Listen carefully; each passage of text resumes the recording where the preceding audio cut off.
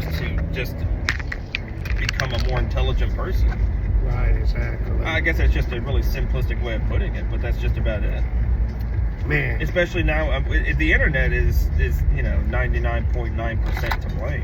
So, okay, so I gotta ask you this, man. That's some intelligent stuff. You guys see that one more time. You mind if I put that on video without showing you? I don't care.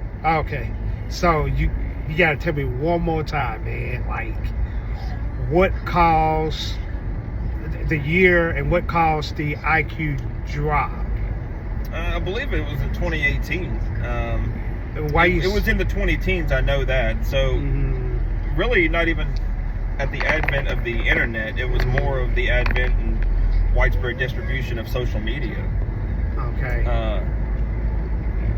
So you get more of a groupthink mentality without ever pursuing the end to whatever that mentality. So you have a giant group discussion that you've got thousands and thousands, if not hundreds of thousands of people involved in, and they've sided with whatever that discussion or what they think the answer to that discussion might be, right?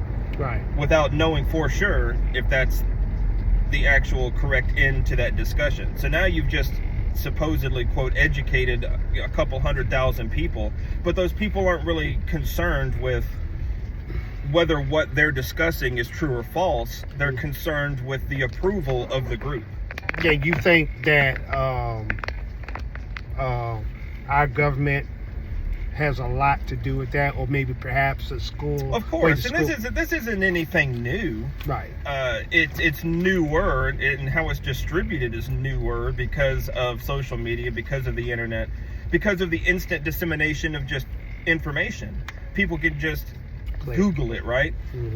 Well, instead of research. There's a group of people controlling the algorithms within Google. It's nothing new. There's all sorts of books that have written this down to a T, and they're just following the same script as what Joseph Stalin would have followed, what Mussolini would have followed. They're just doing it in a different way. It's the 2000s. It's not the 1920s anymore. So you don't need to drop high explosives from Luftwaffe bombers on Poland. You don't need to go door to door with people with machine guns. You just go and make a TikTok. That's it. They used to have giant zeppelins over Germany that would just drop leaflets every single day, just leaflets of propaganda. Well, they don't need to do that anymore. Now you have instant communication with every human being in Western civilization. Everyone has a cell phone. Everyone, even poor folks, have cell phones. So propaganda, at the end of the day, can go a long ways and can do more damage. It's instantaneous. Oh, it's infinitely more destructive. Can you imagine if Hitler had the type of technology we have today? The harm he would have done even more so? Well, yeah. I mean, it can kind of go both ways too, because and the population has a lot to do with it. The simple numbers have a lot to do with it. I think the U.S. population since 1900, so I think right around the end of World War I, right around the Great Depression, it was around 145 or 150 million people. Now it's 350, and that's not counting people that are in the country illegally. So it's way more than that. So yeah, you don't need to do anything by kinetic force anymore. It's far more advantageous to leave the people alive and then just have them push for you. Push for you. Wow, that's crazy. And yeah, so it's in my opinion, it's one big, because the same things that are happening in the United States are happening all across Western civilization. You're not going to see it in Russia or Iran or China or anything like that. It's just the West. The UK, Australia, Canada. You go to Japan, you don't see any of the issues. You're not going to see anybody protesting Japan in Japan. Everybody's on the same page. Well, of course, that's how you move a civilization forward. Not backward. So the enemy is very much domestic in Western civilization. And it sounds like George Orwell, 1984. it's like page for page. I don't know if you've ever read 1984. I have. But it's almost just like verbatim 1984. And they're not even hiding it, which is the ultra sad thing. You know, and people just can't see. And not only cannot see, they've taken so much for granted that getting to the truth with whatever the discussion might be is irrelevant. Because they, you know, hey, everything is going to work out just fine. Starbucks will still be open in the morning. They don't understand that. I can't remember who said it or what the quote was. I think Thomas Jefferson or maybe Ben Franklin said it. He said that, you know, the country's never more than one generation away from collapse. And there might be a little bit more to it than that. But I think that was just about the gist of it. Yeah, I think that would have been Franklin. And you know, and that's, unfortunately, there's going to have to be something large that has to happen. You know, folks in the early 1900s had World War I, and then you had you had like the Great Depression years, and then you had World War II, then you had Korea, and then you had Vietnam. So in other words, it's like... It's not always just combat, but everyone has something, a large event that kind of puts things into perspective about how good you have it and why what is already here needs to be preserved so badly. It's not just for us. It's not just for the United. Do you know how much the United States funds the rest of the planet? Let's just take the BBC for example. That's the British Broadcasting Company. Yes. I think it's a company, or it might be a corporation. The BBC in Britain. That's supposed to be a state media group, right? That's all British. No, the United States funds almost 16% of the BBC. And that's just the BBC. That's just one example. They fund everything, every country. Every Central American country, for the most part, every South American country, most of the countries in Sub-Saharan and Africa, so receive something of benefit, whether it's just a water treatment plant, whether it's money for this or money for that. The United States goes down, and it's a global collapse, which is kind of the whole point. Yeah, so that means that if it's purposely done, then that means something has to rise up to take that place. And just like that, you have a whole... Unfortunately, I think if something doesn't give soon to where everyone gets on the same page, because what's at the top is just never going to stop. Because the goal is the destruction. You go to San Francisco, it's completely destroyed. Oakland, completely destroyed. Atlanta's getting to where it's getting completely destroyed. Just all these areas are intentionally being brought down, and they've never been higher funded. San Francisco has the wealthiest, as a city, their city brings in more revenue just within their taxes in that one area than any other county or city in the entire United States. But they've got 10 trillion homeless people sleeping on the street. Well, of course they do, because they spent $20 billion last year in homelessness, and it's only getting worse, because the worse is the point. So never let a good crisis go to waste. Yeah, of course not. So especially what can when it's a manufactured crisis. So what can we, just in your opinion, what are, I know it would take a long time. Voting is going to have to take us as far as we can go lawfully. Right. And unfortunately, not to black pill anybody or get anybody down, but Trump was never supposed to have won against Hillary. She thought that they had that rigged up, sewed up, you know, whatever. For the entire last year in 2016, she didn't even campaign. Right. Because they thought that, yeah, there's no way. We got it sewed up. That's why they hate him so much, because he wasn't one of the approved candidates. You thought you were really voting for Obama or McCain? No, it's the same. It's all the same. There's no real left or right. The Republicans are just as shitty as the Democrats. Every last one of them's a criminal. You know, otherwise you're going to have to explain to me how a public servant, you know, who was waiting tables a couple of years ago is now worth $15 million. Exactly. It's so... I can't see. Is there anything that can be done? Because we know the voting for the most part is free. You're going to have to change public sentiment, and it is. you're gonna have to drive people closer to God. Mm-hmm. You're gonna have to stop driving people away from Jesus, Mm-hmm. because that's what at its core holds all of Western civilization together. Mm-hmm. The people need to be unified under something greater than themselves, and you can't have just the country as the first one. There has to be something above that. So you have to have God. You just have to. Everything else would just fall apart. You have just an entire country of atheists. There's nothing to stop one person from hating the other. It'll just be complete conflict 100% of the time. That's why it's never worked. Right. You go back to ancient Sumeria, Babylonia, the Hittites, Mesopotamia. It's pre-dynastic Egyptians. It doesn't matter. Everybody still had a god that was number one. And then you can work yourself down. So long story, you're going to have to the people are going to have to come together under something greater than themselves, and it needs to start with that, hopefully. And then you're just going to have to turn patriotism around again. At the end of World War II, the entire generation of people after Normandy, after the Allies had won, and everyone started calling them, the greatest generation in history. They asked you can't ask every single one, but they asked, thousands of ex-soldiers, and you can go to the back. Okay. Why do you think they say that about you? Why do you think they call you the greatest generation? And why are right here?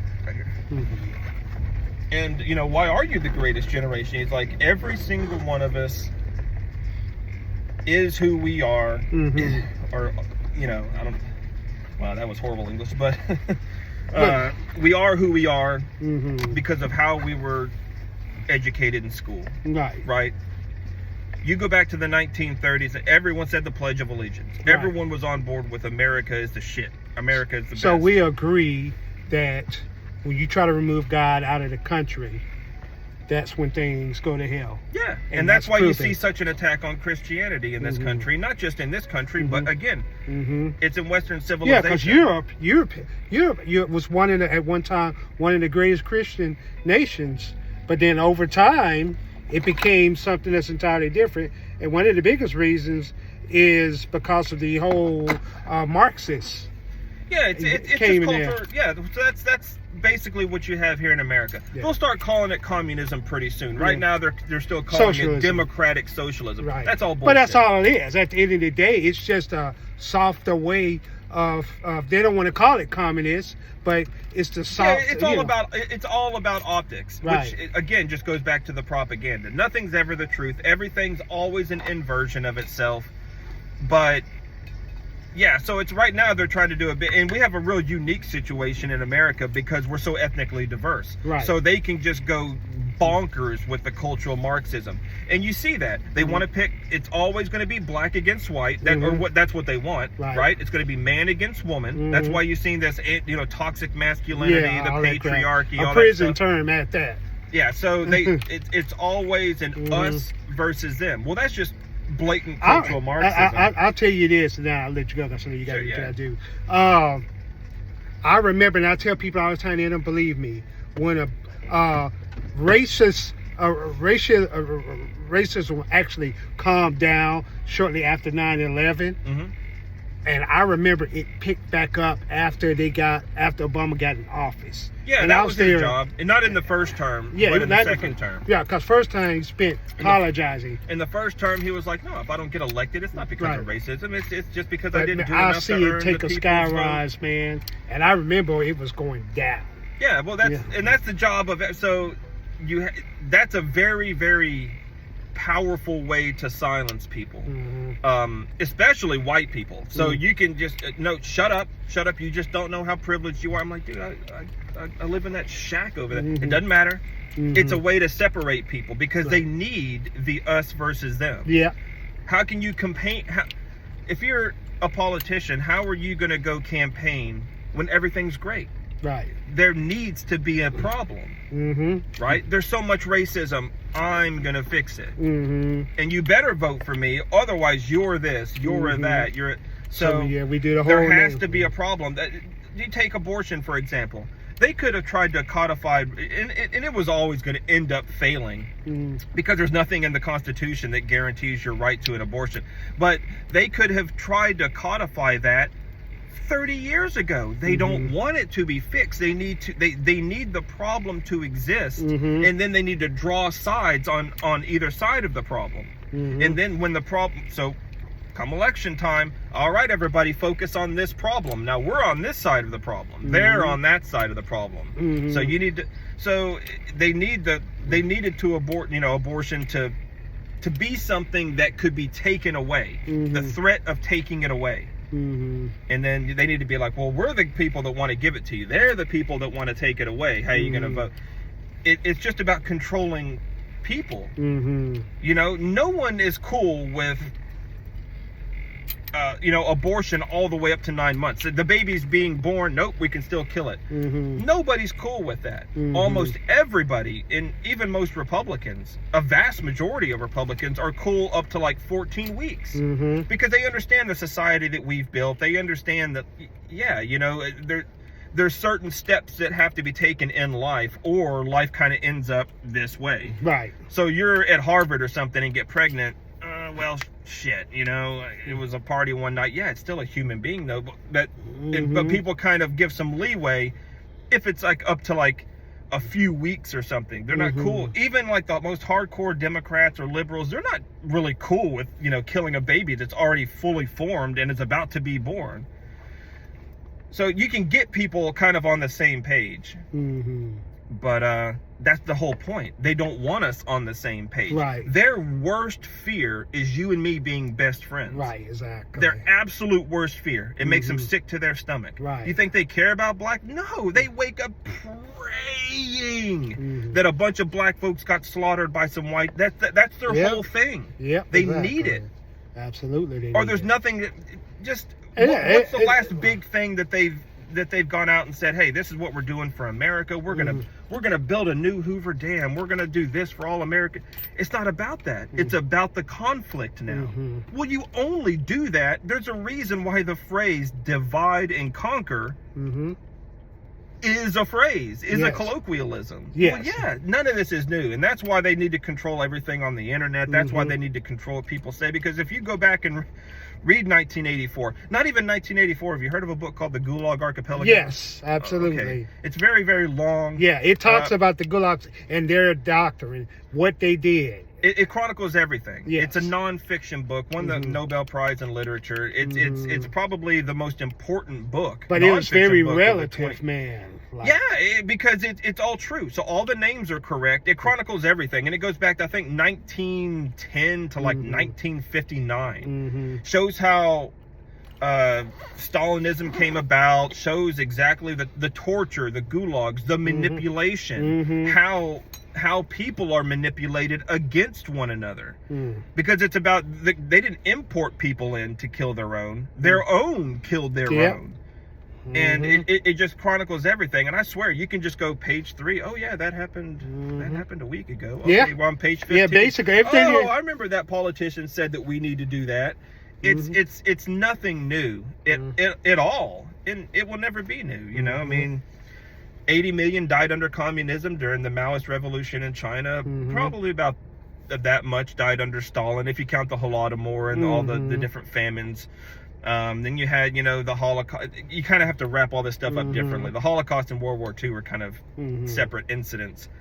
But and you can go back even further than that. Exactly. But the amount of people that's been slaughtered, I mean, because and you're always going to have the human condition of laziness. That'll never go away. There's always going to be people that want something for free, that don't want to have to work. You're not going to get rid of that aspect of humanity.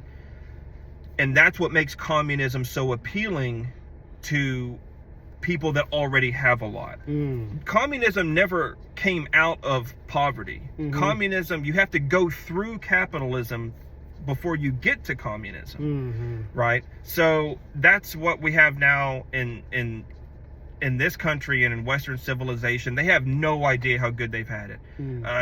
They were born and they were already on like iPhone 9 or something, so they don't understand And that's what makes communism so appealing to this younger generation. And you're not going to be able to get rid of that. And unfortunately, the only way you are going to solve that is by educating them on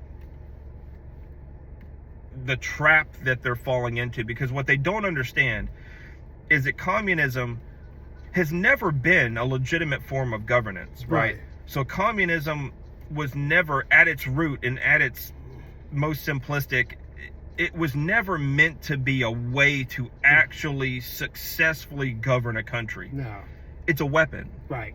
And it's just a straight up weapon. Mm-hmm. It's a weapon to just to create us having it all and you working. It's no different than King, James the Third, and then all the serfdom around it. That's how they see themselves. All that no kings protest against Trump. Well, that's because they see themselves as kings. They don't like this whole having to work to get votes. It's I know better than you. We can do it better than you. You're not smart enough to for your own good. You think I'm lying? Go look at the New York Times headlines and stuff from around 2016 when saying democracy or voting in democracy and why. God, I'm going to mess up the title. But basically, why democracy is bad for democracy. That was like an actual title with the New York Times. And it's all gaslighting. It's to get the wheels turning in people's mind. It's like, all right, well, we have a that's what they've been pretty doing. good system, but maybe if we just overhauled it in this one area, no. Well, gaslighting is kind of what they do. But I've discovered with communists, going just back to that, the whole agenda of communists is this: to control everything and everyone. So it comes down to a global government initiative control. That's what the whole manifesto was about all the time. And then, and of course, they don't put a lot of the radical parts in the manifesto, but you see it secretly put in. Yeah, they're not gonna, mail you a box with the Communist Manifesto in the book and then make sure that the pistol with the bullet with your name on it is right at the back. Right. But yeah, it's never meant, and you can. It's very difficult. So all the dominoes have really kind of already fallen, in like Ireland, because they've all been disarmed, right? They've all been disarmed. Australia's all been disarmed, So they couldn't rise up even if they wanted to, which is why you always hear so much about them taking, the gun rights away here. Oh, we got to confiscate. That thing called Constitution. And, that's so what's keeping us afloat. Right. So we got two things. We've got God and we've got that Constitution. And obviously they've been doing an incredible job with trying to remove God. And I seen what they were doing was starting to affect the churches and get them to teach everything outside of biblical principles. Yep. And then the biggest issue is the whole Constitution on the Second Amendment. We both know why being armed is absolutely necessary. Yeah, it has nothing to do with hunting. It's about protecting yourself from the government. I mean, remember, it's about protecting yourself from the police. Yeah. And not just I'm of it. Both of my parents were police officers. I don't mean the police like you're right. When the police become like the police in Minnesota. Yeah, that's not my dad anymore. Those are just people that have been. It comes down to 1776. Yeah. At the end of the day, because when you look at the history far enough, why did we need to be armed? So that we don't follow behind what was going on in 1776. Most people don't know anything about a lot of that. A lot of younger generation. But that's the whole purpose. They see America is evil. Colonization was evil. We hear that. We hear that. Nationalism is bad. And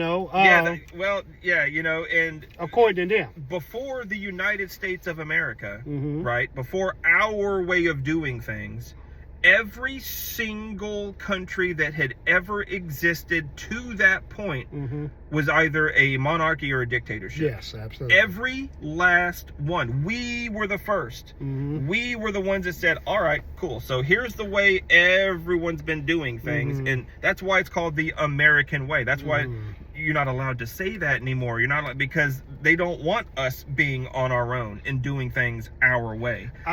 In England, you don't have the freedom of speech. No, you don't. You say, oh man, I don't like all these immigrants coming over here. They'll straight up arrest your ass. Yep, exactly. Because it's hateful speech. It's making them in danger with what you're saying. Well, that's obviously, you can't have a world-class civilization with me not being able to say anything I want, you know. So yeah, freedom of speech is under attack, and that's why it's number one and number two. You think that's on accident? No, it's not on purpose. No, the number two is there to protect my number one. You have the freedom of speech, you know, the right to keep, you know, to keep and bear arms. I mean, they've tried so hard, because in there it says, you know, the security necessary to a free state. You need to have a well-regulated militia being necessary to the security of a free state. The right to keep and bear arms shall not be infringed. I think that's pretty close to the exact verbiage, but there's a reason it says a well-regulated. Now they'll come out and say, well, that means regulation. That means they didn't expect you to have this. And no. That means well-regulated, well-trained. You're well-trained. You're well-regulated. Well-regulated means that you're not just allowed to kind of go wherever you want. We need to have a populace that has weapons, is trained with those weapons, knows how to use them, knows how to field dress them, knows how to do everything. That's what they meant by well-regulated. And it explains all that when you get further on down the Constitution. But people are so... If you were to go and ask 80% of incoming freshman students, just I already know. Just discuss a few things on the Bill of Rights. Just discuss a few things within the Constitution. Oh, it's even worse than that. Jesus, I saw, and these were like USC. These were like, you know, decent colleges, and or used to be decent colleges. Berkeley used to be the champions of free speech and everything. Now they've gone just full commie. But they had like 4 pictures, and one was like Hitler, Trump, Mao Zedong, and like Jesus. You know, like a picture of Jesus. And they're like, who's the worst out of all these? Or just, can you name all these? Everybody knew Trump. And they thought that was like, at that time, they were like, oh, I'm on camera. They want me to pick Trump as a bad guy. So most of them did that. But they had no idea that Joseph Stalin was this picture. They had no idea what Mao Zedong looked like. They don't know any of these things. And that's why I keep talking about the IQ. Why would you need to... So when I'm 38, when I was growing up, we would still... you know, they still sold encyclopedias door to door. Right. That kind of fizzled out not too long after I was born, but my mother and father obviously bought one because you educated yourself. You still went to school. Yeah. But you correlated with what you learned at school, and then you looked all that up in your encyclopedias. Exactly. You match this truth with that truth, and this truth extends to this truth, and it was just, and that was just normality. And that's the power of having books versus digital. Not that I got a problem with technology or digital, but the person that can control digital can leave out information too. You know what I'm saying? It can be manipulated. AI is going to be a big, and that's problem. The thing. And AI at the end of the day is exactly Antichrist system. Yeah, and we're seeing the early stages of it. And what people need to understand is none of this is on accident. AI didn't get released like right when they wanted. It's all, of course it's released. You think that they're just going to allow some, like Facebook. I know for a fact, well, I don't know anything for a fact except Christ lives. But I mean, what's that guy? Who invented Facebook? What's his name? You talk about, Zach, I can't think of his name. It's not Zelensky. Oh it's Zuckerberg. Zuckerberg. Right? Yeah, Mark Zuckerberg. Okay. He created the system of Facebook, but do you think a worldwide government is going to allow just you to become a gazillionaire with a tool that can reach every human being instantly all at once? You think they're going to allow that if they're not going to, use it in some way to manipulate it in some way? Of course not. They would either just kill you or they would just steal it. But, there's no point in doing that. Let you live, and then we'll kind of all program this thing together. My whole point is that everything that has come about in a very specific and timely way, intentionally. Right. AI just didn't get released when it did. whoops, just on accident. Yeah, Yeah, I feel yeah. like This releasing was it. planned. You know? Even so much so, and this is how bad it is, that the guy that helped design it resigned because he saw the dangers. I can't think of his name, but he saw the dangers of it. And what I want to know, well, I already do know, but I like to hear from him, what did you see that made you quit? That's what I want to know. What did you see? How easy it was, and the lack of laws or some type of constraints, or it's just like if you develop the craziest bioweapon that's ever been, you know what that weapon's capable of. It's just like all the dudes sitting up there when they saw the first atomic and nuclear test, they all started crying. It's like, yeah, we know what we've done. Talking about Oppenheimer? Yeah. Yeah, because they do. I'm surprised that we didn't actually have a weapon before then, because it's not really. It's the most technologically simple, weapon system there is. Even the man Oppenheimer himself realized and stated to himself, "What have I done?" Oh yeah, because he realized for the first time in centuries, we have a weapon that can literally annihilate everybody off the planet. Peer pressures. Not only that, but if they weren't gonna, I'm sure they were under threat of like, oh well, you've come this far, you're gonna develop it, or you're not gonna be around anymore. Well, think about it. I don't know if it was the anymore. issue with the Americans or the Russians, Americans or Germans, but just like the whole going to the moon deal, whoever gets there first, and we'll see the same thing with the AI. Whoever gets the AI first. Yeah, it's an us versus them type of deal, but it's a little bit different now because now everything's aimed inward. Right. See, there's no real, like, with transportation being so easy, with information being accessible, so I can chat with somebody in Russia right now instantaneously. You couldn't do that before. Right. So there was this huge ocean of us versus them. Well, now the us versus them is like 2 centimeters apart. Yeah. Well, now what do you do? So now the only thing that you can control is what's already here. So now it's basically a big globalist push towards communism. Yes. Absolutely. And that's just all there is to it. I saw, all the riots that happened here are at the exact same time happening in the UK, happening in Australia. Planned. The same laws or just laws that have been drafted and are just going across Parliament or whatever, going across the House of Representatives or our Congress. They're all identical. There was a reason why I saw BLM tagged on a bridge in the mountains of Switzerland. Not Switzerland, Germany.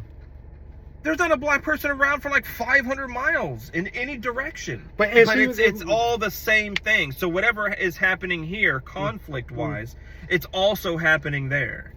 If legislation gets passed here, they have to be for or against it there. It's all, and it's so easy to see. And most people don't even, they just read into it and don't even really check to see what's going on. When COVID happened and they were, you got to take this vaccine, or it's going to be, you got to have your vaccine passport to go and get a donut. I mean, so Dr. Robert Malone, who he was the doctor that invented the mRNA technology that they were supposed to be using in that vaccine. It wasn't a vaccine, but he invented the whole thing, right? So he came out immediately and was like, no, that this technology isn't really meant to be like a vaccine. It's meant to be like a therapeutic that we're studying for certain things. It's not going to cure you of anything. Vaccine, they immediately banned him. Took away his medical license, and that's when I knew. Okay, they flipped the switch. Yep. It's full steam calming. They're not going back. We were never supposed to get out of lockdown. Right. That was just a litmus test. No, it did other things. The election, billions more money was taken out of the middle class and transferred to the upper class than at any other point in human history. That was just a litmus test. Let's see how far these idiots will go. Let's see how many of their civil liberties they're willing to give up. Let's see how much. Those masks, they knew that the masks didn't work, especially on a viral pathogen. It's like they just don't work. Those masks that they wear is more for like you know, like a surgeon not wanting to like spit out or something come out of his mouth while he's doing surgery. It's not meant to filter everything for the person wearing the mask. It's meant to help, you know, if you've got something. And I'm sure if you did have COVID or whatever, that it kind of prevented it, you know, spreading it if you coughed or whatever. But it's not going to protect you against the spread of a population only 6 feet away. That's stupid, dude. That's not going to make sense. But that's what they push. And I worked in a hospital, and I can tell you that with all the masks and all the N95s and stuff, even if you have an N95 on surgical procedure, there's no guarantee of that. And people still were getting sick. Fauci is on record, the like right when the whole thing started to kind of kick off. And Fauci is just an evil dude to begin with. He's been in, or supposed to have been in charge for the longest time. Go ask somebody that survived AIDS back in the 1980s how they feel about it. Ouch. They intentionally got it wrong. They intentionally clogged up all the centers, and the centers like for medicine and hospitals and everything. So people in the gay community, which is where it kind of started and spread from there. So that's just, I'm not you know, crapping on gay people. It did kind of spread really wildly from that particular group, but they couldn't get any help because it was being used. People thought that it was something that you could just get sitting on a park bench. They thought that it was something you could get from shaking their hand. Well, why did they think that? Because Fauci put it out there. He put all sorts of stuff out there. So Fauci's been doing this for a long time. Yeah, go look at, I don't know if you knew that or not, but so he's been in charge even before the AIDS pandemic. So he was basically in charge of our policy as it pertains to like the CDC and AIDS back in the 1980s. He was in charge of it all. Now see, that I didn't know. Oh yeah, dude. That's why all these people are go-tos, because they've already failed in the past, because the failure is the point.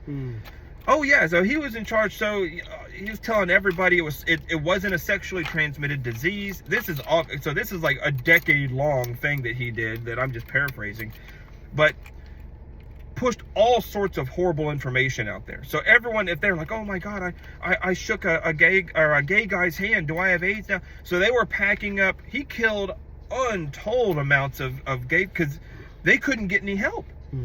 When the whole thing, they couldn't get any of the information. It was all wrong on purpose. And then after he should have resigned in disgrace after AIDS. I wonder if I have it. I wonder if I'll show you this real quick, just to show you how long this has been going on, just to show you how none of this is new. I hope I still have that picture. Yeah, I definitely want to be able to see that. This is, oh man, God, I hope that, is it under eBay? Because it was like $1,000 manuscript, and I was still gonna buy it. But let me see if I can find it real quick. It's a book written in 1976. Okay, so keep that in mind. Or 1996, excuse me. This is a book by Ted Cron in 1996. It's an unpublished COVID Fauci FDA conspiracy manuscript. It was written in 1996. Let me take a picture of that. Yeah. 1 second.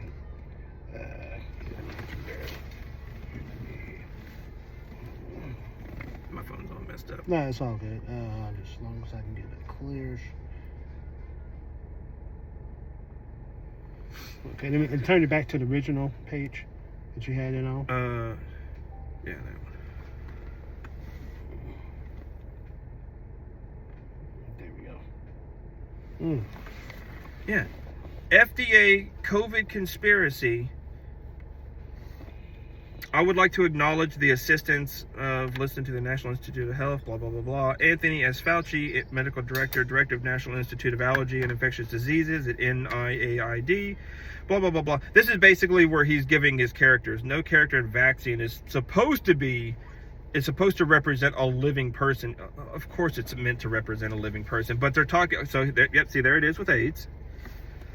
Products at NEM, blah, blah, blah, blah. So, However, this information concerning fetal immunity with AIDS, and it just goes through all sorts of stuff. But it was written in 1996. Why would it have anything about Fauci and COVID and FDA conspiracy and AIDS?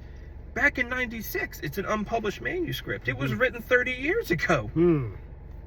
None of this is new. There's a reason it's called COVID-19, because there's 18 more before it. So SARS during Obama's administration was a COVID virus. It was. It's all the same. I think that all viruses are freaking man-made, and they might not be. They probably aren't. But a virus isn't like a bacterium. It's not a true living organism. It can't survive on its own. It doesn't have like a cell, like a bacteria that actually has a cell and a nucleus. It's a living animal. All virus and prions, which are a weird thing too, it's just encapsulated genetic material. So it's able to kill a cell, and it's able to replicate within that cell without truly being quote unquote alive. Right, It's so not a basically living cell. Yeah, so basically RNA. Which is why viruses are so hard to kill, because it's not living. Right, so yeah. So you can't get rid of AIDS, or you can't get rid of, any other type of virus. It's kind of like having a cold. Yeah, but the cold is I want to say it's based on a bacteria. I'm not sure what the actual common cold is, but influenza, so the flu, is like, the influenza A virus. It's either man-made or it came from like space or something, because it's not a living organism. There's nothing else like a virus or a prion. Prions are like viruses, but it's a little bit different and structured differently. I didn't know what a prion was until I read the Andromeda strain way back in the day. But wow.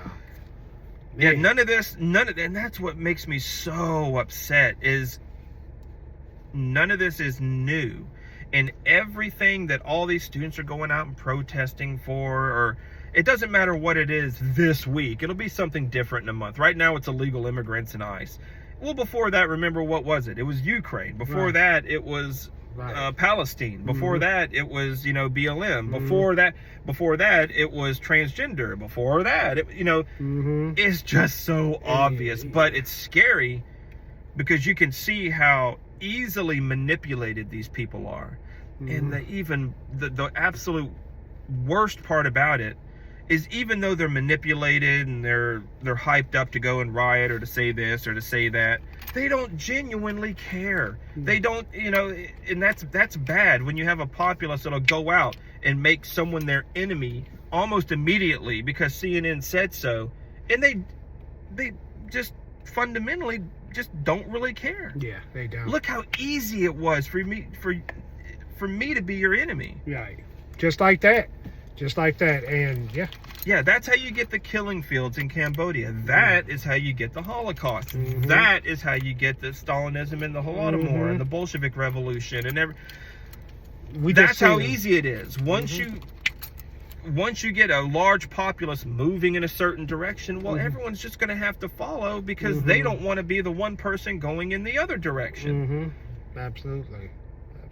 Yeah, this is like a soup.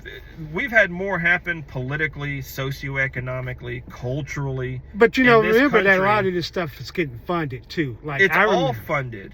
So it's all funded. Now, I'm not saying that these wackos are out there receiving a paycheck from the FBI or But whatever. you got to ask the question. But you got to ask the question, though, for real. Like, when you talk about BLM or the Wall Street deal or the ISIS deal, when these things were campaigning and stuff, how do people have time to be able to do something? Who comes up with stuff? You can get a lot of these. So a lot of these freaking white kids and stuff are just idiots living at home, with their parents. They don't work. But, mommy and daddy are still footing the bills. We got 35. They're still calling. CNN was getting mad at one of the dudes, Scott Jennings, who they had one of like the Parkland shooting survivors or whatever on there.